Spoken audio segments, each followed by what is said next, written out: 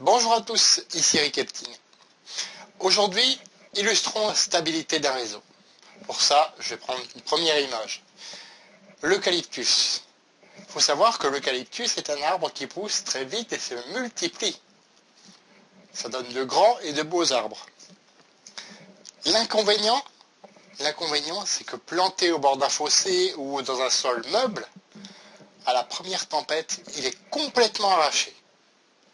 Pourquoi? Parce que ses racines ne s'enfoncent pas profondément dans le sol. Elles ne sont pas profondément ancrées.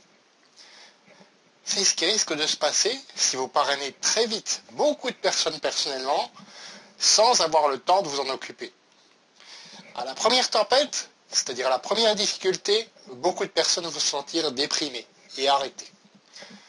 C'est difficile, même pour un leader, de relancer ne serait-ce que 10 personnes déprimées.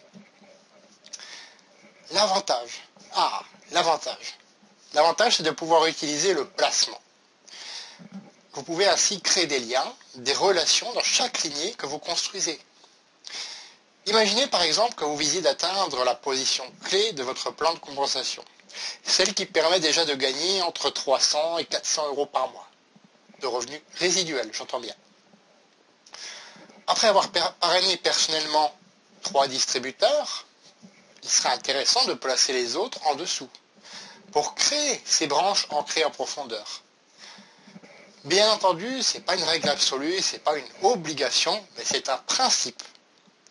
Si vous parrainez personnellement 15 personnes que vous laissez sur votre premier niveau, croyez-moi, ça fera déjà beaucoup trop de personnes dont vous devez vous occuper.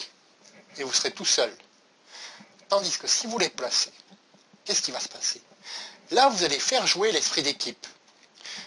D'une manière générale, tant que vous n'êtes pas au premier niveau de leadership, trouvez 5 personnes à mettre sur votre front line, en direct. 5 personnes, pas plus. Ensuite, placez stratégiquement sous vos 5 premières branches, sous vos équipes. Ainsi, en construisant en profondeur, il s'agit plutôt de la métaphore d'un autre arbre, le chêne. Le chêne, c'est quelque chose de dur. C'est clair qu'il met du temps à pousser. Mais il possède des racines profondément ancrées dans le sol. C'est ce qui lui donne sa solidité. Il est solidement ancré.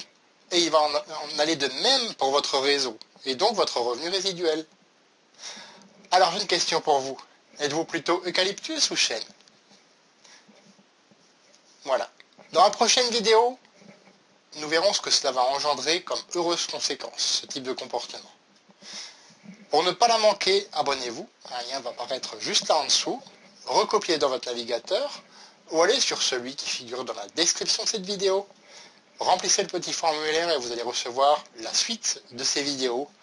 Toujours une par jour qui illustre une compétence par jour pour progresser dans le marketing de réseau. Commentez cette vidéo, partagez-la autour de vous, elle peut aider plein de distributeurs indépendants. Je vous dis à bientôt. Au revoir.